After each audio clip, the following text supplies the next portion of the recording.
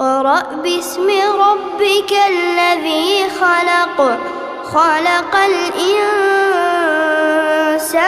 من علق اقرأ وربك الأكرم الذي علم بالقلم علم الإنسان